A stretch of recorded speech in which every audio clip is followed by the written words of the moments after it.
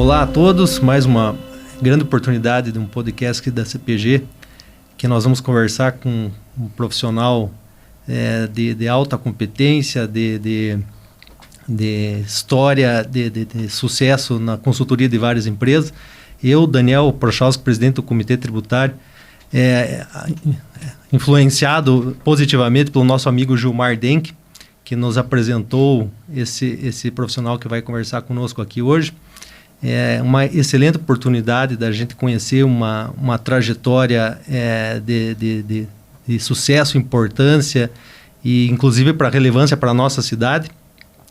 E nós como sendo do Comitê Tributário, temos também questões e informações que ele vai nos trazer relacionadas a esse assunto, mas vai muito além disso aqui, vocês vão ver. Acompanhe até o final, que é uma oportunidade muito relevante para ter conhecimentos, adquirir conhecimentos, informações importantes para a gestão de empresas e conhecer um pouco da história dele e da nossa cidade. Agradeço aqui a presença do meu amigo Fernando Saraiva, do Comitê Tributário, que vai nos acompanhar aqui nesse podcast. E o nosso convidado é o senhor Luiz Carlos Matos, que está aqui hoje, que é um consultor de empresas com muitos anos de experiência, um enorme conhecimento na sua área de atuação, é engenheiro mecânico, né, Luiz Carlos? E o Luiz Carlos já atendeu muitas empresas muito grandes do nosso país e de outros países também, uma experiência brasileira e internacional, especialmente no Chile. Ele vai contar um pouco disso. E eu começo aqui passando para o senhor Luiz Carlos, que nos conte um pouco da sua história, da sua trajetória profissional e que certamente será muito enriquecedor. Obrigado. Ok. Bom dia a todos e primeiro agradecer ao Gilmar, ao Daniel, ao Fernando que está aqui, pela essa oportunidade de a gente se apresentar aqui em Ponta Grossa, né? Como o Daniel falou, meu nome é Luiz Carlos Matheus, eu tenho 67 anos, tá? Sou casado, tenho uma filha e tenho 5 filhos cachorros. Tá? E o único problema é que eles falam chileno, porque os 5 vieram do Chile. Tá? Então essa é uma questão que estamos tratando aí. Eu nasci em Fagundes Varela, uma cidade de 3.000 habitantes no Rio Grande do Sul, mas depois a minha formação foi em Caxias do Sul como engenheiro mecânico. Aí depois eu fiz administração de empresas e economia na Fundação Getúlio Vargas em São Paulo. E depois, como eu entrei numa área de alimentos, eu comecei a me especializar muito em programas de gestão de programas de excelência operacional. Aí eu fiz vários cursos, a maioria com japoneses, no Instituto Japonês de Manutenção Produtiva Total, chamado HOT-IPM, tá? E nisso fui me especializando nessas metodologias de organização de produtividade. Tá? Depois fiz cursos com a Petrobras de gestão de grandes paradas, fiz outros de programa 5S, World Class, classe mundial, tá? Que muito se questiona hoje, por que uma empresa é classe mundial? É porque ela tem uma eficiência acima de 90%. E para conseguir isso, o que eles fazem? Eles eliminam as perdas. São programas japoneses da Toyota e eu fui adaptando aqui no Brasil, em princípio, através da cervejaria que eu trabalhei e em outras empresas, para adaptar para as áreas de alimento. Mas é um programa que também foi aplicado já em empresas de cimento, de farmacêutica. Eu vou falar um pouco mais à frente aí sobre isso. Eu também sou credenciado no Chile, um certificado chamado Sensi. Sensi é um órgão do governo que, para você dar treinamentos, tá, você tem que ser certificado para esse órgão. O Chile aplica muito em capacitação, que eles chamam. Até a gente sempre pergunta o que é capacitação, o que é treinamento. No Chile é muito claro isso. Capacitação é teoria e treinamento é a prática. Então você não pode fazer nada se você não tiver a capacitação, tá, para depois botar no treinamento. Aqui em Ponta Grossa também eu sou consultor do Sebrae, fui credenciado esse ano aqui, tanto no Sebrae como no Sebratec, mais para controle de processos de qualidade e também de melhorias de produtividade. Eu trabalhei em mais de 50 empresas em toda a minha vida aí de consultoria, tá? E aqui no Brasil, grandes empresas, eu trabalhei desde a Unilever, pela Heineken, mas depois trabalhei Tetra Pak, Quaker, Seara, JBS, Marfrig, Sonoco. A Sonoco é uma empresa que tem aqui em Londrina e tem também em Santa Cruz de la Sierra, na Bolívia. Tá? Trabalhei em Cali, na Colômbia. América Latina, bem dizer, eu só não trabalhei no Equador. Em todos os outros países a gente fez alguma coisa. A minha formação, depois que eu me formei, eu trabalhei na Vinícola Aurora, em Bento Gonçalves, então eu conheci um pouco de vinho. Tá? Depois trabalhei num grupo português chamado J. Alves Veríssimo, que antigamente tinha uns produtos chamados Vega, principalmente os produtos deles era azeitona. E depois aí eu entrei na cervejaria Kaiser, em Gravataí, no Rio Grande do Sul, que aí é onde que eu comecei a me especializar mais nesses programas de manutenção produtiva total, que no mundo se chama TPM, que era da Toyota japonesa. Também participei de projetos de microcervejaria, por exemplo, a Dado Beer em Porto Alegre, que foi a primeira microcervejaria. Eu, junto com outro amigo meu que trabalhava na Kaiser de Gravataí, nós desenvolvemos todo o projeto da cervejaria para ser uma microcervejaria, que hoje é uma coisa que já tem bastante, mas em 94 ela era a primeira. Tá? Nós estivemos na Alemanha vendo como é que funcionava, e aí, através de um cara em Porto Alegre, se criou essa cervejaria chamada Dado Beer, que até hoje existe, só que ele já não tem mais o local. Tá? Na época foi construído em Porto Alegre, São Paulo e Rio de Janeiro. Depois, na cervejaria, em 92, por eu ter esse conhecimento de ter trabalhado na Vinícola Aurora e ter trabalhado nessa Vega, que eram produtos de alimento, eu fui convidado a participar da área de engenharia da cervejaria. Tá? E esse é um assunto que eu vou contar, que aí vai entrar o porquê que eu estou em Ponta Grossa, ok? Então, eu participei das 5 montagens de cervejarias e uma delas foi aqui. Então, aí eu vou contar a ligação minha e como que surge a Kaiser em Ponta Grossa. Como assessoria, tá? Eu trabalho muito na área de alimentos, tá? Como eu falei, e mineração, papel, que, por exemplo, a CMPC, Arauco, fiz trabalho com eles no Chile. Tá? Automotiva, eu já fiz trabalho na Fiat em Betim, Minas Gerais, num programa da Isvor, da Itália, que isso em 2007, estava sendo feito os primeiros testes das lâmpadas LED nos carros, que antes não existia. E aí os italianos me contrataram, tive que traduzir o material de italiano para português, e eu dava treinamento durante 3 meses, todos os sábados e domingos, para 22 engenheiros, para um programa chamado Controle Inicial. Quando você começa algum programa, você tem todo um planejamento, tá? Desde a viabilidade do projeto até encerramento. Era um projeto. Tá? Eu também não comentei, mas eu sou formado em administração de projetos, por isso que na própria Kaiser, na época, a gente fez um curso chamado Master Plan, que não é o Master Plan de cidade, mas sim o Master Plan para indústrias. Tá? O que é o Master Plan para indústria? Você tem um terreno, e esse terreno, o que eu posso fazer com ele? Tá? Então, a gente tinha mais ou menos quantos metros tinha e o que podia ser produzido.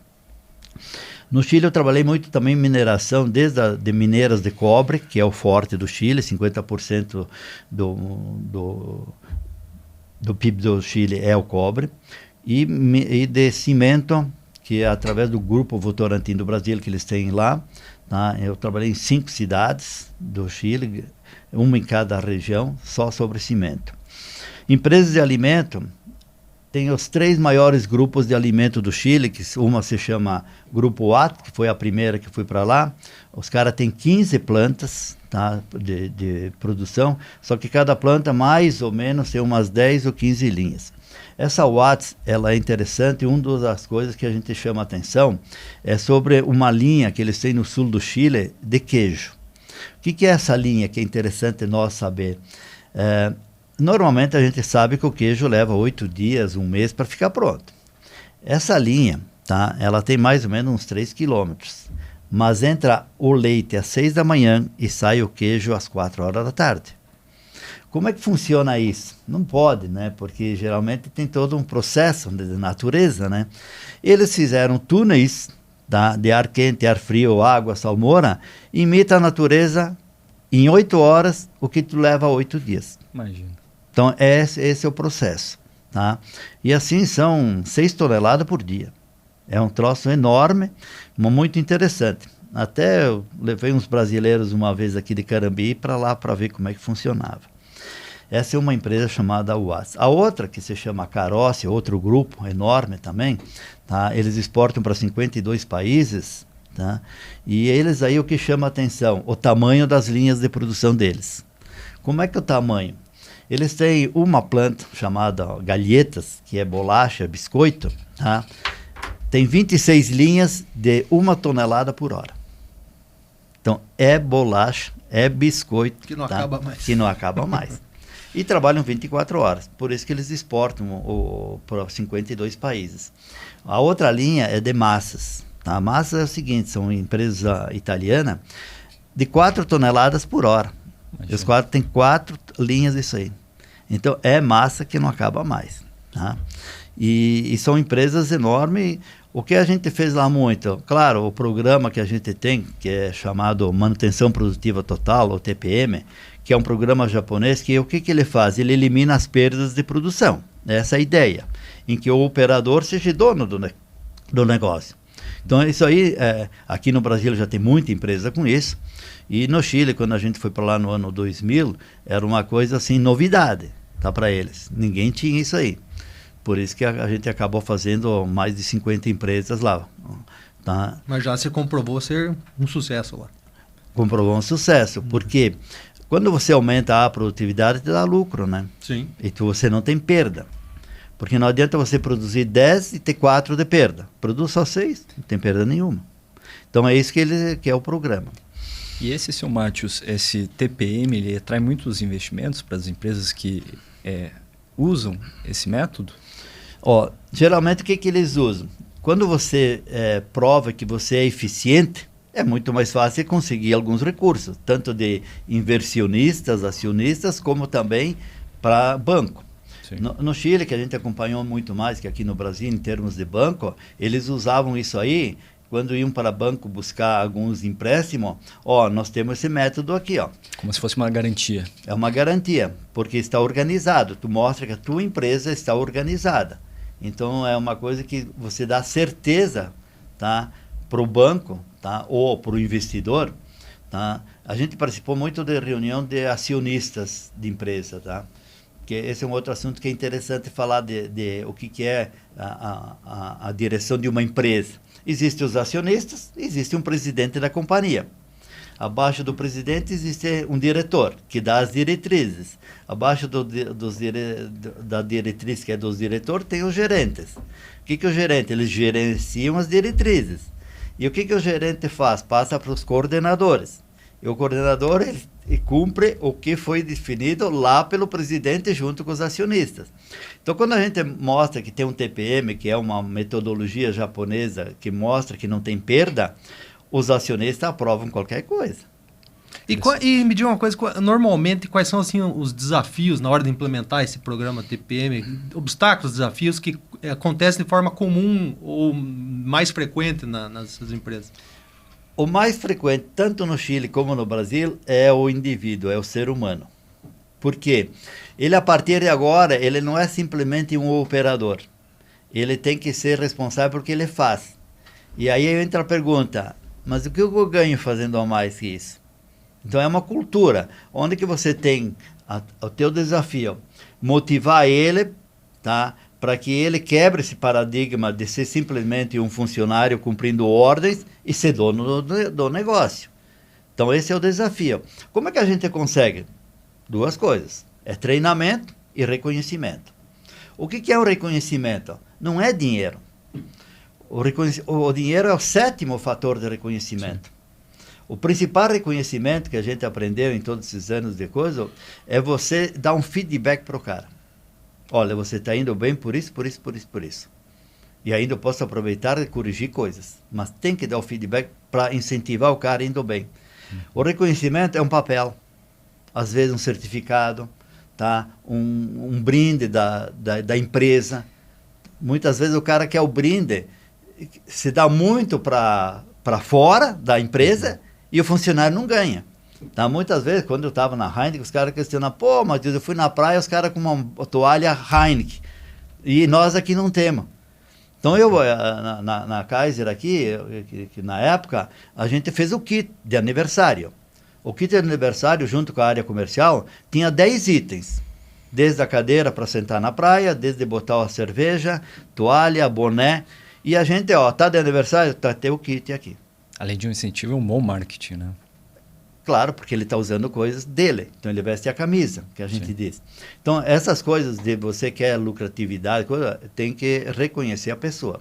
Então, é isso que a gente faz muito com esse programa. Então, o desafio é quebrar essa coisa assim, você não é simplesmente um funcionário, você é o dono do teu negócio. Mas, para isso, eu te pago também como reconhecimento. Claro que hoje em dia tem até bônus ou coisa assim, até pode ter empresas que fazem muito isso. E até uma dúvida que surge que em algumas empresas, né, Daniel, tem a possibilidade que se chama stock option, que é a oportunidade que as empresas dão de oferecer ações, as cotas da empresa para que o funcionário, depois de atingir algumas métricas, ele tenha essa possibilidade. O senhor enxerga isso dentro dessas empresas que o senhor trabalhou? Acontecia isso? Não acontecia pelo seguinte, o que o ser humano quer? Ele quer sempre o imediato. Sim. Ele quer o hoje. Então, isso aí no Chile, a gente foi falado também sobre, porque aqui no Brasil já tem bastante empresa que faz isso. No Chile não tem. Eles ainda não chegaram a esse nível. Porque quem compra as ações é sempre uma dúvida, né? Sim. Tá? Ele pode ir bem ou pode ir mal, porque isso aí varia muito pela Bolsa de Valores, isso aí investe de mercado, coisa assim. Então, não é muito aplicado isso aí não lá. Aqui eu não tenho muito assim, quantas empresas tem que favorecem isso, que existe, tu pode comprar ações. Lá teria o mesmo problema, bem lembrado pelo Fernando esse assunto, aqui no Brasil, não poderia deixar de ser, né? Stock option já gerou uma controvérsia porque o fisco quis arrecadar alegando que é verba remuneratória. Previdenciária. Previdenciária, então, e se eu não me engano, até tem já decisões já mais favoráveis, né? Lá também o fisco chileno, o senhor sabe se quis abocanhar, mas lá não teve, né? Lá não teve. Não teve. Até porque no Chile, vamos falar um pouquinho sobre isso aí, mais depois de curiosidades do Chile, claro. Mas lá tem um negócio interessante no Chile, que você não compra nada ou não paga nada sem o teu CPF, que lá se chama RUT. Por quê? Porque o governo controla o que tu ganha e o que tu gasta. Por isso que lá é difícil a corrupção. Ou difícil você fazer alguma, porque ele controla. Tá? Tanto que o imposto de renda, ele te diz se tu tem que pagar ou tem que receber. E o imposto de renda lá é 40%, né? 40%. Chega a 40%. Só que ele tem algumas vantagens para as empresas, por exemplo, tá? Legal. Que é mais, até individual, mas mais para empresas. Se você tem um valor X de pagar, ele te comunica que você pode gastar uma parte desse dinheiro, ou todas as vezes, incentivando a tua própria empresa, ou com maior estoque, ou que mais gera retorno para tu não pagar imposto é funcionário. Contratar gente. Tá? Se você vai contratar tu tem 100 mil para pagar, tu contratar uma pessoa durante um ano que vai te custar 200 mil, tá? Tu abate do imposto de renda. Qual é a ideia do governo chileno? É gerar economia. Ele não quer o teu dinheiro, ele quer que gere economia.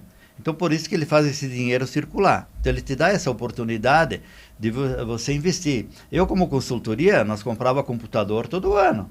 Sim. O senhor falou da folha de pagamento. Aqui no Brasil é um câncer, né? A tributação da folha de pagamento. Quer dizer, é um completo desestímulo, né? Pelo custo da contribuição previdenciária, o INSS, né?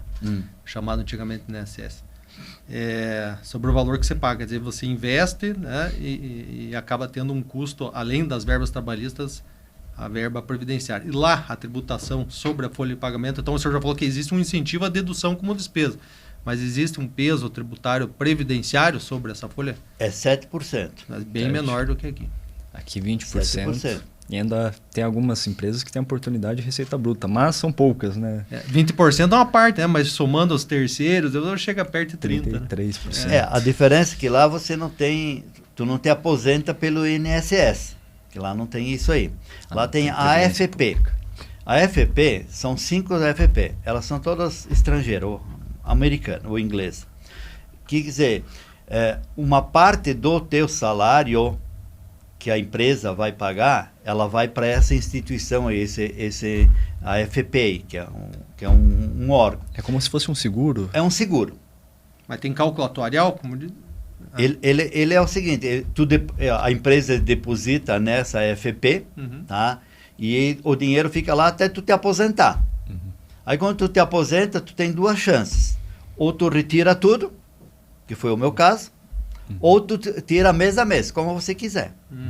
Então eles pegam o teu valor que tu tem, tu estipula quanto você vai viver, e ele te dá tanto por mês, desse valor ali. Até terminar esse valor que está acumulado lá. É uma poupança. Tá? E se você quer retirar tudo, você retira tudo. Principalmente nós, como estrangeiro, é mais fácil. Prova que tu é um técnico, não estou mais morando lá, eu não preciso todo mês e eu quero todo o dinheiro. Você consegue, retira todo o dinheiro, traz para cá e é uma aposentadoria. Então é diferente do INSS aqui. Aqui não. Aqui tu paga uma taxa e quando te aposenta, conforme você pagou, você recebe mês a mês. Lá tem essa coisa que você pode sacar tudo de uma vez só. E aproveitando essa oportunidade que a gente tratando em relação à parte trabalhista, então diante dessas oportunidades e a possibilidade de abater do imposto de renda da empresa, a contratação das pessoas é mais na pessoa física do que propriamente empresas constituídas para esse fim. O senhor trabalhava nas empresas chilenas como pessoa física, não tinha uma empresa para gerir o seu trabalho. Você tinha pejotização? Exatamente. Traduzindo, não tinha pejotização no Chile, como tem muito aqui no Brasil? Não. O que nós temos lá? Eles contratam uma empresa, que o caso nosso se chama PCM no Chile, né? E aí tem consultores. Tá. Eles pagam para a PCM. E os meus consultores, eu pago eu. Tá? Entendi. Então, eles são meus funcionários e eu pago. Mas eles contratam uma empresa chamada PCM. Que é o quê? Eles não querem... o que eles exigem? Existem 3 tipos de consultor. Pleno, sênior e júnior. Júnior, pleno e sênior. Lá o consultor é baseado assim. Tá? O sênior vamos dizer, mais de idade, mais conhecimento. Existe um padrão para isso. Então, conforme o tipo de empresa ou conforme o tipo de assessoria, eles te contratam. Então, vou te contratar, só que eu quero 2 sênior, tá? E 3 júnior. Porque o júnior vai fazer um tipo de serviço, vamos dizer, é só levantamento de dados. Ele não dá treinamento, faz nada. Já o sênior não, ele faz levantamento de dados, dá treinamento, dá capacitação, então é outro nível. Também pago em níveis diferentes. Mas existem esses 3 níveis lá na contratação. Mas eles contratam a empresa. Entendi. E no contrato da empresa, eles te exigem o que eles querem. Tá? Mas puxando o gancho dessa boa pergunta do Fernando, então, aqui historicamente, antigamente, a gente tinha restrição de terceirizar a atividade fim. Né? Só poderia terceirizar a atividade meio. Súmula do TST, famosa 331, né, nesse sentido. E aí depois foi para o Supremo, a legislação mudou na época do Michel Temer, enfim. Mas ainda o setor trabalhista está brigando contra isso. Lá existe essa restrição de terceirizar a atividade fim. Então a empresa pode ter toda terceirizada através de contratação de empresas, o seu quadro de colaboradores, empregados? Ela pode contratar de qualquer forma. De qualquer forma. Tem liberdade para... Tem liberdade para isso. Isso depende da empresa. Tanto ela é terceirizado dentro das empresas, operador de robô. Mas eu imagino que isso prova que esse tipo de liberdade econômica na contratação faz só bem para o país. Né? Só bem para o país. Porque qual que é a ideia toda de, independente se é terceiro ou não, é emprego. Sim. Busca emprego. Gerar a economia. Se é adequada a remuneração, tá ok. Porque o caso que a gente vê lá dentro, técnicos de operador de robô, se você formar dentro da empresa, tem até um custo e demora. Se você contratar uma empresa terceirizada que te põe os técnicos lá dentro... Muito melhor. Muito melhor, porque o cara ficou doente, eles têm outro. Sim. O cara está de férias, já tem outro. Então se investe num colaborador, depois que investiu, ele abandona a empresa. Só tem desvantagem. É o que acontece. Eu tive exemplos da Heineken aí, de mandar o cara para a Alemanha 1 mês e voltar e pedir as contas. Vai fazer o quê? O cara quer ir embora. E pode até levar todo o segredo industrial, né? Contratando uma empresa ainda você consegue algumas restrições. Ainda consegue algumas restrições, mas geralmente é uma mão de obra mais especializada, tá? E que você, como empresa, claro, se você é mais caro, tá? Porque aí o que entra, às vezes, o custo maior, né? E também aquela que tu tem todos os direitos trabalhistas como funcionário, né? É um pouco diferente do terciarizado. O terciarizado, ele tem outras coisas. Né? O Chile usa muito o terciarizado, de tudo que é coisa, inclusive de operadores, assim. A mão de obra de bate-caixa, que a gente diz, pegar uma caixa e botar num pallet, é terciarizado. E de uma coisa... mudando um pouco de foco, esse programa TPM já tem 50 anos, né, o senhor falou.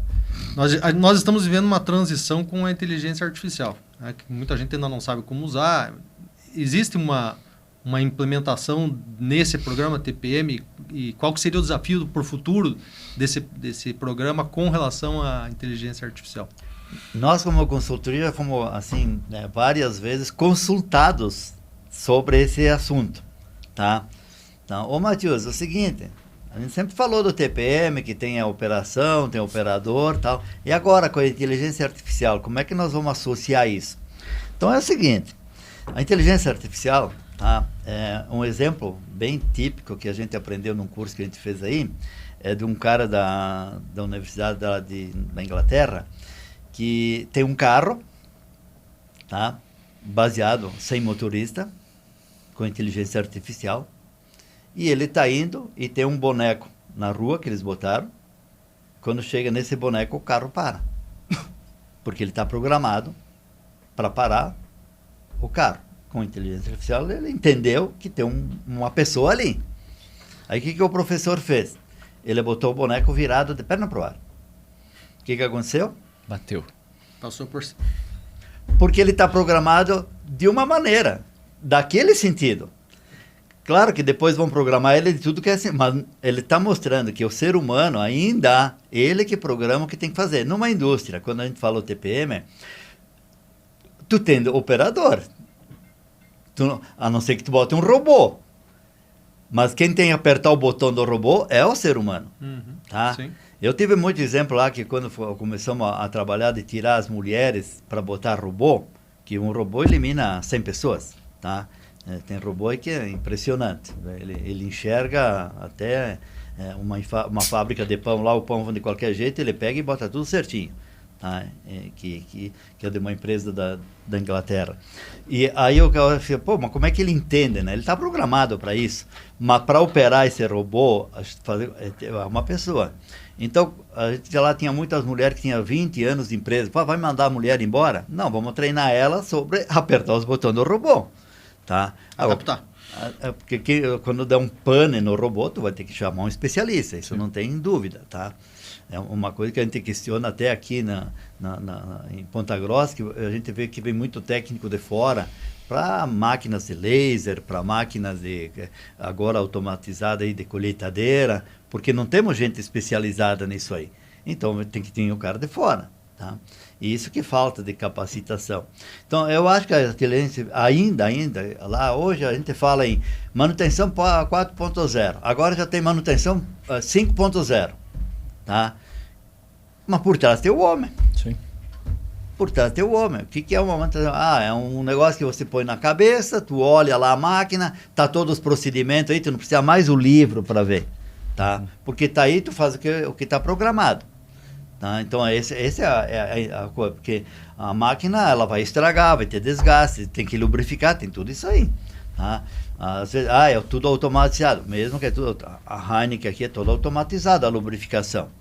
Tá? Só que tem uma sala de lubrificação, onde que tem um operador aí, ele tem que botar a graxa, ele tem que ver as pressão, ele tem que ver se os bicos não estão entupidos, porque ninguém vai ver o bico, a inteligência artificial ela não vai ver se o bico está entupido ou não. Sim. Então aí ainda tem isso aí, né? Reduz a quantidade de funcionário, mas aumenta a especialização. Isso aí, aumenta a especialização. Senhor Luiz, a riqueza de informações do Sr. Luiz é impressionante. A gente tem um programa é pouco para conversar com o senhor. Mas como a gente não tem um tempo limitado aqui, eu estou só preocupado em que quem está assistindo a gente não deixe de ouvir uma história sua muito bonita, importante e relacionada à nossa cidade, né, Fernando? Perfeito. A gente queria saber mais como que chegou a Kaiser aqui em Ponta Grossa. Essa é uma história muito interessante, tá? Eu até me informei se eu podia falar ou não sobre esse assunto, né? Com o pessoal que trabalhou comigo na época. Disse, Matheus, pode falar, só não fale nomes. Não fale nomes de cidades e nem nomes de coisa, porque existe muita coisa política até hoje, né? Mesmo que faz 20 anos, né? Juridicamente já prescreveu tudo, já. Mas é mais ou menos a história assim. Eu era gerente industrial na planta de Gravataí, no Rio Grande, fui convidado a participar da área de engenharia, onde foi criado lá nos anos 90, porque a Kaiser, ela surge nos anos 80, 82, tá, em Divinópolis, Minas Gerais, através de um cara da Coca-Cola, que era um distribuidor da Coca-Cola. Como naquele ano, lá em 80, nos anos 90, a Brahma e a Antártica, eles fizeram venda casada. Tinha que comprar o refrigerante e com a cerveja. A Coca-Cola, que tinha 70% de venda de refrigerante, baixou para 48%, porque os caras queriam cerveja. Tá? Não queriam Coca-Cola. O cara comprava porque ele precisava de cerveja, que era o que tem em São Paulo, Rio principalmente. E aí o cara teve essa ideia, ele foi para fazer um curso de cervejeiro, tá? Essa pessoa aí, e em Divinópolis. Aí ele voltou com o curso, começou a fazer uma cerveja, só que não deu certo, tá? Aí depois ele teve uma ideia de ir para Heineken ver uma fórmula, tá? E ele foi, fez a fórmula lá, que era a Kaiser, tanto que a Kaiser é uma cerveja que era nova no Brasil, no mundo, até para a Heineken, né? Que era uma fórmula diferente, só que a Heineken não aparecia nisso aí. Ela aparece quando, a Heineken?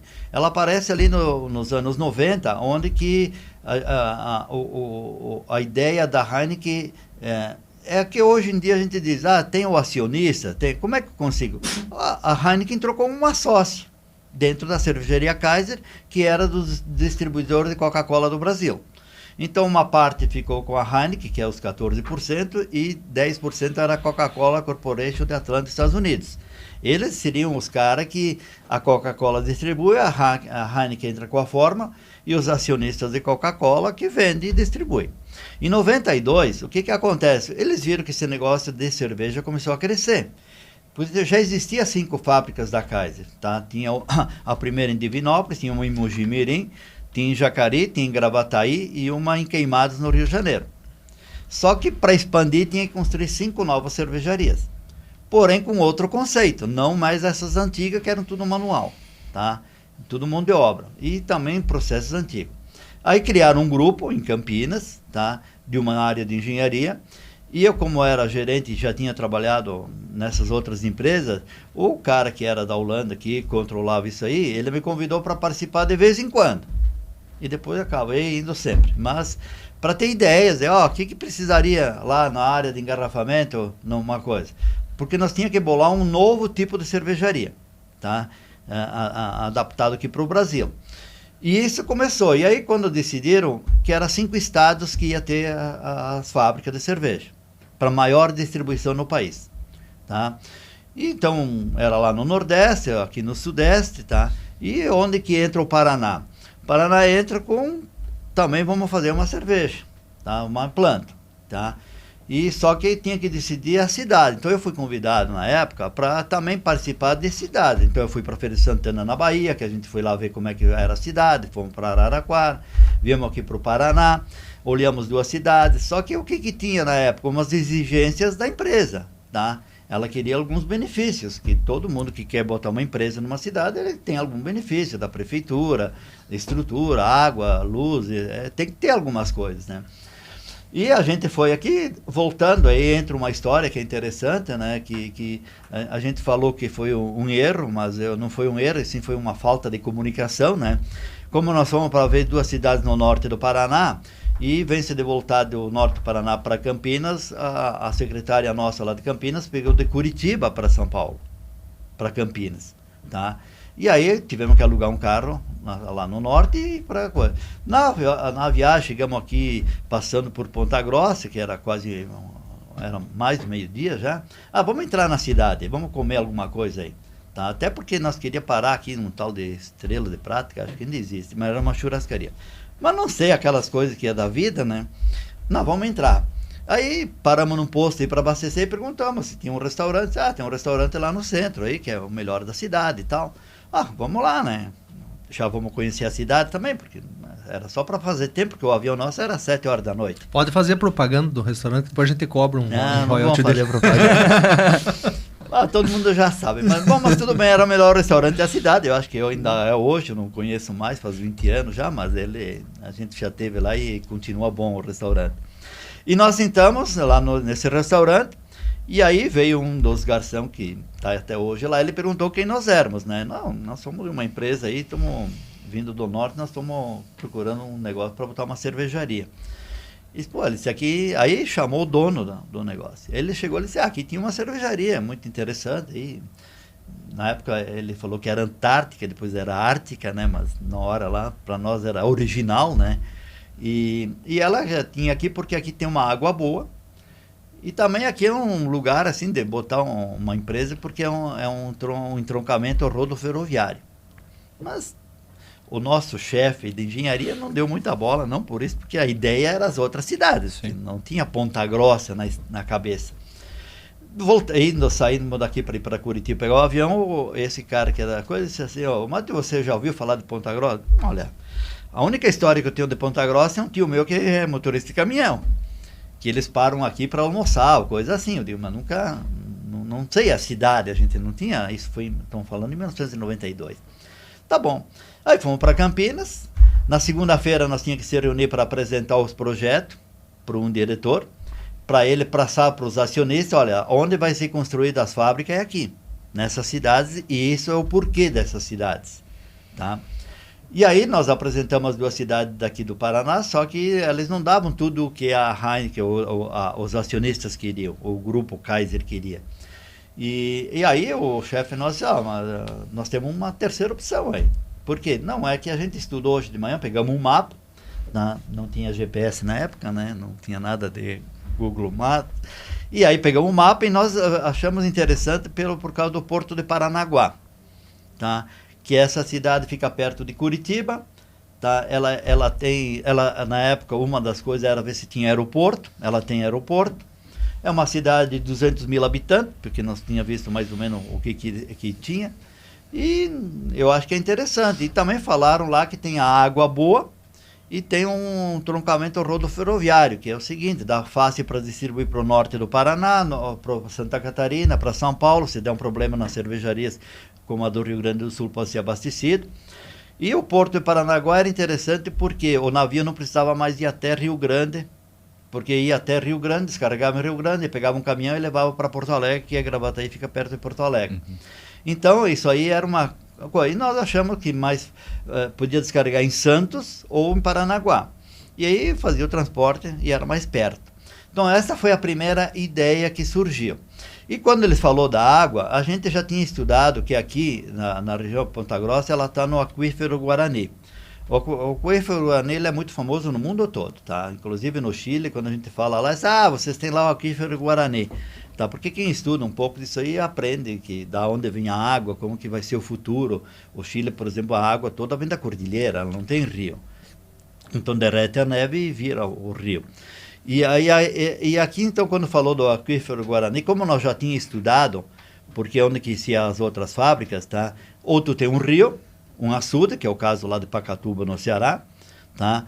Ou tu tem um rio. Aqui tem o rio Tibagi, que passava por aqui, que a gente viu no mapa, tá? Mas não sabia nem o tamanho dele. Mas como a gente já sabia que Araraquara ia ser poço artesiano, porque lá já tinha feito estudo para ser o aquífero Guarani, tá? Em Ponta Grossa, digo, a água que o cara falou é porque é do aquífero Guarani. Por isso que a água é boa, tá? Então, é uma possibilidade. Então, na terça-feira, quando apresentamos para o cara, ele disse, vamos lá, vamos ver essa cidade. Vamos lá falar com o prefeito, veja lá como é que é a cidade, o terreno, tá? Condições, essas coisas que eles queriam na época, né? De isenção de impostos, terraplanagem do terreno. E aí a gente veio para cá, na quarta-feira, viemos para cá, atenderam nós ao meio-dia. O prefeito disse, olha, eu atendo todos menos o terreno. Eu não tenho terreno, porque na época não tinha distrito industrial, nada aqui. Mas eu posso indicar um terreno que existe aqui, que o cara está interessado em vender, mas parece que existe uma ideia do governo de fazer um novo aglomerado de casas, condomínio, que era uma região chamada Caracará, tá? Que fica aqui indo para Curitiba, tem um riacho ali chamado Caracará, e eles têm um aglomerado aí. Então, esses caras, tá, que é do grupo, hoje esse nome eu posso falar, que é Tocantins, por isso que a avenida se chama Tocantins, e eles estão a fim de vender o terreno, só que está em Curitiba. Ok, deram o endereço, nós fomos para Curitiba, no mesmo dia. No mesmo dia. Mesmo dia. Aí fomos lá, eram 3 irmãos, né? Só tinha 2 na época, né? Mas eu sei que esses eram 3 irmãos. E aí falamos com eles, nós vendemos o terreno. Só que eles não sabiam nem o tamanho. Eles não tinham ideia do tamanho. E nós também precisaríamos saber o tamanho, né? Porque conforme o tamanho, vale a pena comprar ou não. Tá? E também nem onde é que era localizado. Aí no outro dia nós íamos para cá. Aí eles indicaram nós um agrimensor, que estava aqui, um tal de Fraga aí, que já faleceu, e a gente contratou ele para fazer o tamanho. Ó, mede aí o que tem de terreno, porque o cara não tinha ideia, assim, tinha mais ou menos, mas mais ou menos não serve, porque na hora de dinheiro tem que ser certo. Ok, então contratamos o cara, ele fez as medições, uma semana depois ele enviou para São Paulo. Ó, o terreno tem esse tamanho aqui. Aí, como nós já tínhamos feito as outras cervejarias, quem fazia isso, a área de projeto era uma empresa do Rio de Janeiro, então, ó, a cervejaria dá para fazer e dá para tantos litros para fazer, porque é medida em hectolitro, né? Tá tanto. Então tá. Então tem que comprar o terreno, né? Se o cara vende. E aí nós tínhamos até na ideia, na época, um valor bem maior do que a gente pagou. Mas eles tinham interesse porque qual é o interesse entre vender para nós e para o governo? Porque o cara entrava com o dinheiro na hora, né? Pagou, vendeu, tá pago. E a gente tinha esse dinheiro para isso.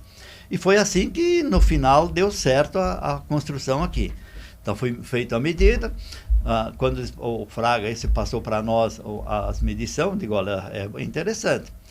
Aí surge o primeiro problema, né? Que pelas curvas de nível que ele tinha passado, nós vimos que um lado era mais alto que o outro. E como as outras cervejarias eram tudo no plano, essa aqui ia dar problema, né? Porque não tinha como planear o terreno. Aí nós falamos com a engenharia lá do Rio e o cara disse, não, olha, não tem problema, tá? Vai ficar desnível, só que entra a área comercial aí. Aí entra o marketing. Os tanques têm que estar para o lado da rodovia. Porque chama atenção. Essa é uma questão de marketing. Putz, mas incomoda nós, né? De engenharia. Sim. Tá bom, então vamos estudar de novo. Qual é a diferença? Tem que botar bomba, né? Porque tu vai pegar o processo que está mais baixo do que o engarrafamento que está mais alto, que é o que tem hoje ali. Pode ver que os tanques estão na frente, que é o que chama atenção, e o engarrafamento é um pavilhão quadrado que não aparece nada. Tanto a logística de expedição, Ok, então essa foi uma das coisas. Isso até mudou até o valor, né? Porque acaba mexendo em valores aí. Então tivemos que recalcular de novo, calcular a bomba, fazer isso aí. Isso aí levamos um tempão para decidir. Só que nós já estávamos fazendo as outras plantas. Isso estava em 94, nós já estávamos fazendo a Feira de Santana, em 95 Araraquara e em 96 Ponta Grossa. Esse é o projeto que tinha sido, tá? Que se chamava Projeto 10. A princípio a gente não sabia o que era o Projeto 10, porque a gente achou que era 10 anos de Kaiser, porque foi 82, 92. Não, aí quando o cara chamou, não sabe por que chama Projeto 10? Em 10 meses tem que estar pronta a planta. Simples assim. Né? E com essas diferenças de logística ainda, né? E com tudo isso aí. E outra coisa que afetou Ponta Grossa, nós tivemos na prefeitura na época, e o histórico que tinha aqui, de 10 anos, é que chovia 18 dias nesse período aí. 18 dias de chuva, só que deu 39 dias de chuva. Tanto que nós tivemos que adiantar o asfalto dentro da planta para poder trabalhar, porque aí a terra vermelha, né, era um barro só, né, a gente pisou muito barro. E assim foi feito. A função minha era contratar nós era assim, tinha área civil, mecânica, tá? Eu cuidava da mecânica e da elétrica. Eu tinha a função de contratar empresas para isso e também os funcionários. Então, uma parte do dia eu ficava na planta, uma parte do dia eu ia para o centro, que tinha uma empresa chamada WCADC Campinas, que recrutava pessoas. Tá? Para vocês terem ideia, assim, para contratar 200 funcionários, a gente leu mais de 2.000 currículos. Porque vende tudo, né? Quando você abre aí, vem desde o auxiliar de pedreiro até engenheiros. Vende tudo, manda currículo. É uma empresa nova, tá? E tinha que escolher e treinar essas pessoas. E na época eu também era gerente industrial em Gravataí, então eu viajava quase toda semana, fazia isso aí toda semana. Inclusive, um fato que eu posso contar,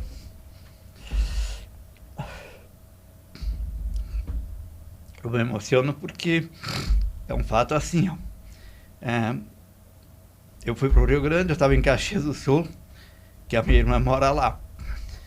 E aí fui para Porto Alegre, de ônibus de Caxias para Porto Alegre, peguei um avião de Porto Alegre para Rio de Janeiro, que eu ia para o Rio, que nós tínhamos fábrica em Queimadas no Rio.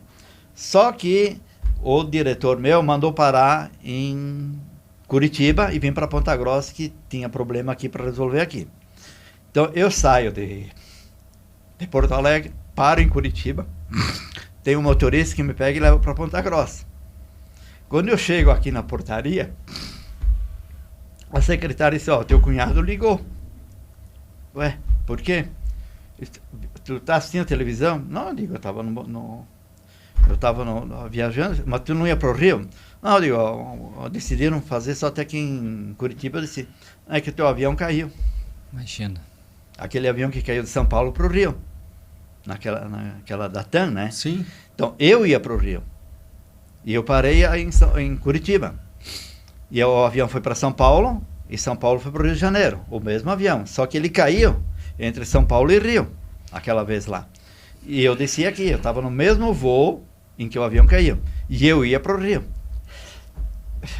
Então, tu vê, não foi um erro aí, foi uma decisão da diretoria de eu parar aqui porque tinha que resolver o problema aqui. Então, às vezes, diz assim, putz, eu queria ir para o Rio. Por que eu não fui para o Rio? Porque o avião ia cair. Então, uns fatos assim, que às vezes o cara diz assim, putz, e eu me emociono porque o meu cunhado, assistindo televisão lá no Rio Grande, ele chegou e disse, pô, o cara estava no voo, né? Porque ele sabia que eu ia de São Paulo, ia Porto Alegre e Rio de Janeiro. E mostra que o destino ou alguém lá em cima não quer, porque o senhor ainda tinha muita coisa para fazer. Tinha muita coisa para fazer. Então, e ainda tem. Então foi isso aí que dos fatos que acontece aqui com a Kaiser foi esse que me chamou mais assim, que marca, né? E esse é um dos porquês que aí no final deu tudo certo, a fábrica ficou pronta em outubro, foi inaugurada em março, tá? Você vê hoje o tamanho que ela tem aí, ela foi projetada em 92, a gente fez um curso Master Plan na Argentina, que é o que era a fábrica, é o que está aí hoje. Se você olhar hoje, tem tanques horizontais, né, e tem verticais. Na época a gente ia pensar, porque a Heineken na Holanda é tudo tanque horizontal, tá? Porque aí existe um problema de levedura, tá? É o sistema dela. A Heineken ela tem esse processo de horizontal. Tá? Só que aqui no Brasil todos os tanques eram verticais, onde que a levedura demora mais para subir, leva mais tempo para, vamos dizer, normalmente levava uma vez antigamente 28 dias, depois baixaram para 18, hoje fazem 9 dias, tá? Também foram desenvolvendo leveduras diferentes. E também foram, hoje eu vou dizer, a cerveja que você conhece bastante, ela é mais aguada, todas elas. Porque o gosto do brasileiro, ele não é a IPA, que é forte, ela é suave. O brasileiro acostumou com Brahma, Antártica, que foram sempre cervejas Pilsen suaves, né? Então, é uma coisa que gosta, o brasileiro gosta disso. E por isso que tomam muito gelado, né? É um erro tomar cerveja gelada. No Chile, por exemplo, não tem cerveja gelada. Tanto que os brasileiros, quando nós se reunia lá num hotel lá que se chama Os Brazuca, a gente se reunia uma vez por mês, a gente pedia para o cara gelar a cerveja. Porque eles não têm o costume, até pelo clima deles, né? Mas a cerveja devia ser tomada a 10 graus, é o normal, né? Até porque a tua língua, abaixo de 4 graus, as pupilas que você tem aqui, os esporos que se chama, ele não degusta se é boa ou ruim. Porque... Mas o senhor falou, a expansão da Heineken no gosto do consumidor foi algo assim que no começo não se imaginava. Pelo menos com quem eu conversava lá anos atrás, muitas pessoas a Heineken é a marca. Hoje, todas as pessoas, a maioria que eu conheço, preferem uma cerveja Heineken que tem um pouquinho de amargor em relação às outras do que uma cerveja mais leve. Não sei se eu estou errado ou não, mas a impressão é essa. Até porque assim, a Heineken, quando ela entrou no Brasil, as primeiras vezes que a gente fazia degustação, eles queriam um mercado de idade de 25 anos para cima. Eles não procuravam jovens. A ideia não era essa. Tanto que as propagandas que você vai ver, tanto da Kaiser, hoje da Heineken, ela tenta pegar um público mais adulto. Uhum. Tá? Agora ela já vem até para mais jovem, mas a ideia dela era essa. Era pegar aquele consumidor que não toma muito, mas ele toma porque gosta. Mais qualidade. Mais qualidade. Ele sempre prezou a qualidade. Tanto que se você vai na Heineken, o que é o primeiro item? É qualidade. Tá? Você pode gostar ou não gostar, mas ela tem qualidade. Daquele sistema que ela é feita. Não tem como. Às vezes você compara a cerveja, claro, depende que tipo de cerveja você quer tomar. Tá? Uma escola ela é bem suave, ela tem 2% de álcool, por exemplo. Né? É suave. Então, e gosta, não adianta, quer tomar bastante. Seu Matheus, tem uma dúvida que até a gente conversou um pouco antes do nosso podcast e que gera muita curiosidade para o pessoal que compra cotas de cerveja das pessoas que recebem por trabalhar dentro das cervejarias. O senhor contou para nós que isso surgiu numa empresa que o senhor trabalhava. E como que surgiu essa ideia? Isso surge numa empresa que era no Rio Grande do Sul, a empresa na cidade de Gravataí, tá? Nos anos 91, foi por aí.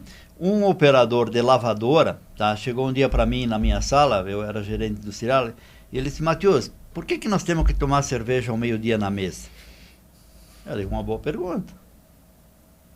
Tá? Por quê? Qual é a tua dúvida? Não, ele disse: é que tem gente que toma e depois vai dormir. O cara falou. A gente não tinha reparado muito nisso, né? Mas tudo bem, vai ver que tem, né? Mas qual é a tua ideia? Eu tenho uma ideia. A ideia seria o seguinte: a gente tira a cerveja do meio-dia e dá uma caixa de cerveja para cada funcionário no final do mês. O que o senhor acha? Olha, eu vou levar para o gerente da planta. Mas é uma boa ideia. Não é descartado, não. Ok. Aí levei para o gerente e digo: olha, teve um cara aí, né, que é operador de lavadora, ele deu essa ideia. O que tu acha? Alguém vai gostar e tem gente que não vai gostar. Mas como nós já tinha feito um levantamento com a menina de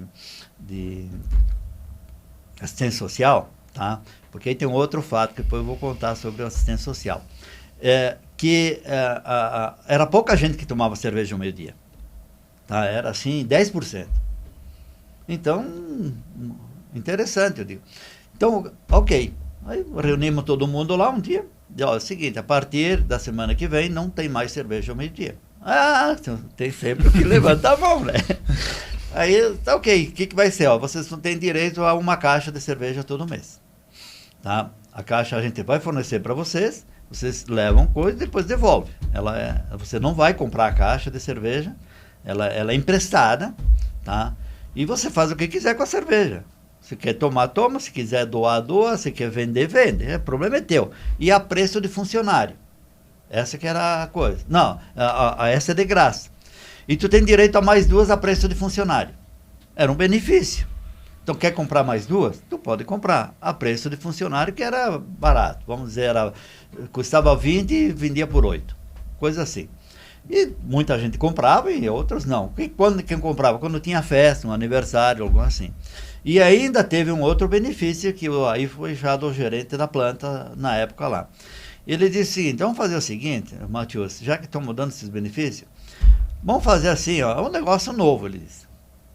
O cara que é padrinho de casamento de alguém, ele pode levar 10 caixas de cerveja no casamento, porque ele não gasta dinheiro para comprar presente. E o noivo vai gostar, porque ele é cerveja. E nós, como Kaiser, qual que era a ideia? É marketing, né? É incentivar a tomar cerveja. Tá? E aí foi feito isso aí também. Então, quando tinha um casamento, o cara trazia o convite lá, que mostrava que realmente era padrinho, a gente liberava 10 caixas de cerveja. Eu tenho um exemplo aqui de Ponta Grossa, que posso contar. Eu morava no Hotel Vila Velha. Tá? E aqui, você sabe que era original, tá? Ou Brahma. Então, nós parávamos no Hotel Vila Velha e no sábado de noite era o point ali na época, né? Tinha lá música ao vivo e tal. E tinha muita gente tomando cerveja. O que nós tivemos que fazer aí? Eu mandava trazer aí 10, 12 caixas, deixava lá. E quando alguém pedia cerveja, quantos ela pedia lá? Os caras, pediram 4. Não, põe 10. Kaiser. Interessante. Tá, põe 10. Aí o cara ficava de graça, por mais ruim que seja. Mas a ideia era o marketing. Então a gente faz muito isso aqui em Ponta Grossa, de doar cerveja. Por quê? Para que você fosse criar uma nova cultura de cerveja. Claro que na época nós tivemos, a Kaiser mudou até um pouco a fórmula, ela era mais amarga, tá? Ela era mais, porque a ideia era ser uma cerveja diferente, mas tivemos que adaptar mais para o gosto brasileiro, tá? E assim que foi muito, ela chegou nos anos aí de market share mais que a Brahma e a Antártica, tá? Depois foi caindo, claro, cada um tem seus gostos, né? E hoje, ainda, se tu for hoje no Rio de Janeiro, ainda tem lá, ó, temos Brahma da Kaiser. Brahma da Kaiser. Tá? Ou como tu vai no Nordeste, pede uma faixa da Kaiser aí. Até hoje tem, porque faixa era Antártica, né? Então, ó, uma Kaiser aí, mas faz a faixa. Sim. Que são coisas que fica cultura, né? Vai mudando, né? Hoje, claro que a Heineken entrou, ela já tem... Bem dizer que se ouve pouco de Kaiser, tá? Algumas, mas a Heineken é muito mais potente no mundo todo, né? Sim. E ela é uma cerveja diferenciada. Ela é, para quem gosta e se adapta a ela, tá? Nós que fazia curso de degustação, eu tenho esse privilégio de fazer curso de degustação de vinho e de cerveja. Então, eu não sou esperto, mas entendo um pouquinho disso aí. Eu distingo as cervejas, porque você acostuma com elas. Tá? Você aprende o que é uma do outra, né?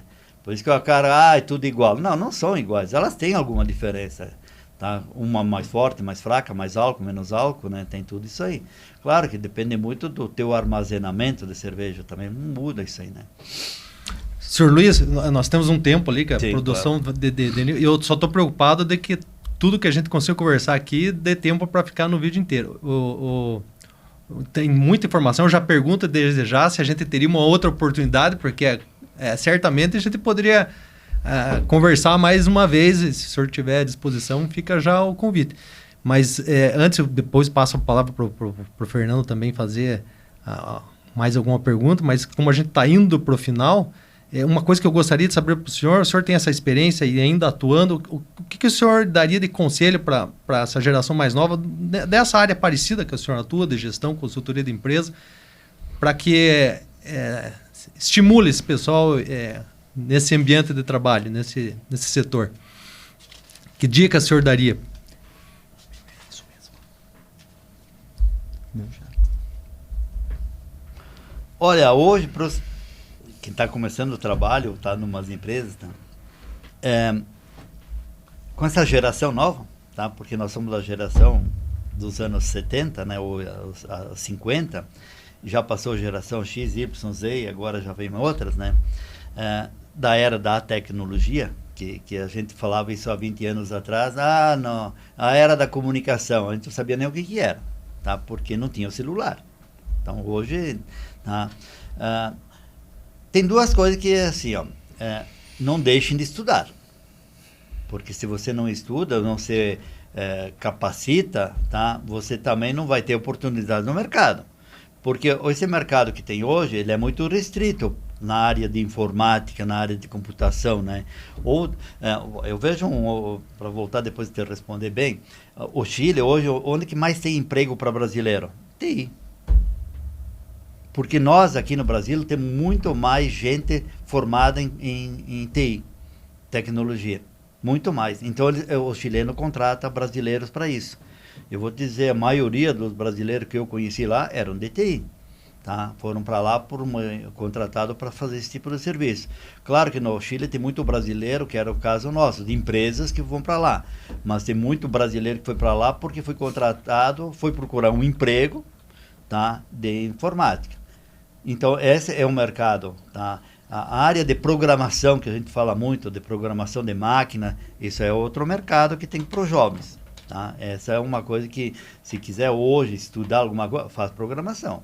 Porque o robô vai tomar conta de muitas coisas, não tem dúvida, cada vez mais. E aí precisa a programação. Então, agora, tu não pode deixar de estudar outras coisas, que às vezes o cara é muito... né, eu vejo até a minha filha lá, que hoje ela é psicóloga, mas tem muitas coisas de história, geografia, que ela não sabe nada. Sim. Que também faz parte até da profissão dela, que é psicologia, tá? Então, são coisas assim, mas não precisa. Em algum momento sempre precisa.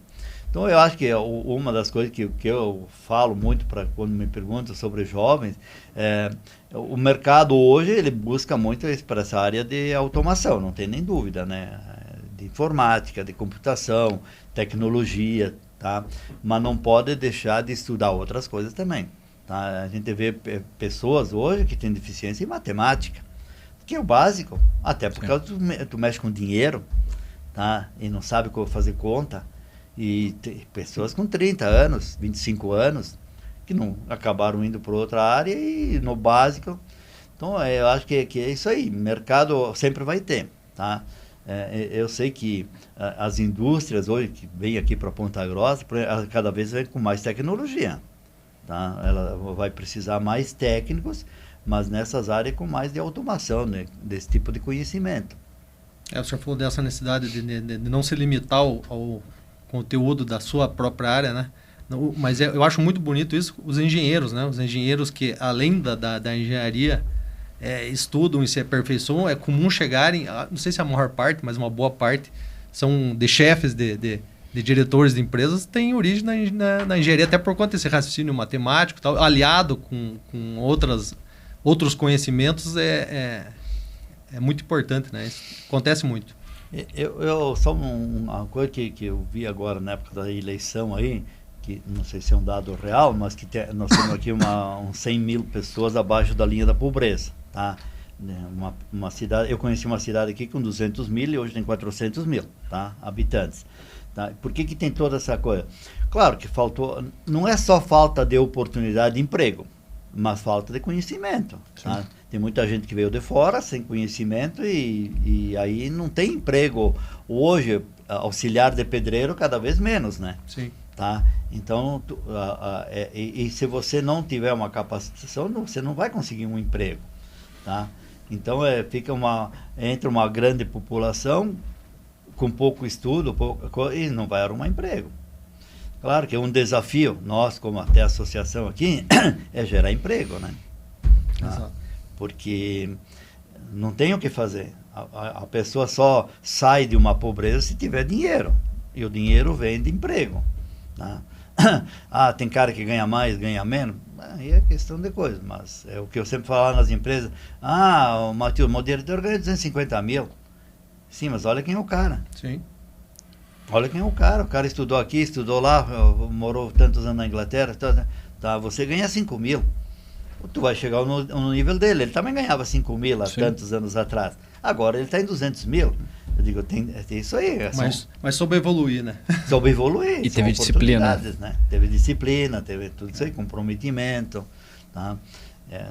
Hoje eu sei que os jovens é um desafio, não tem dúvida, porque mudou um pouco. E foi muito rápida a mudança também. Se você olhar aqui, é 20 anos a mudança. Fernando, mais algum...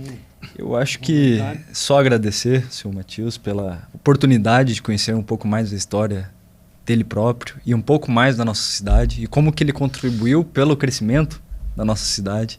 Nós somos muito gratos pelo senhor estar presente aqui e agradecer a Deus também por não ter encaminhado o senhor naquele acidente. Eu acho que é uma história linda e que mostra para nós que algumas coisas tem alguém decidindo por nós. Isso é verdade.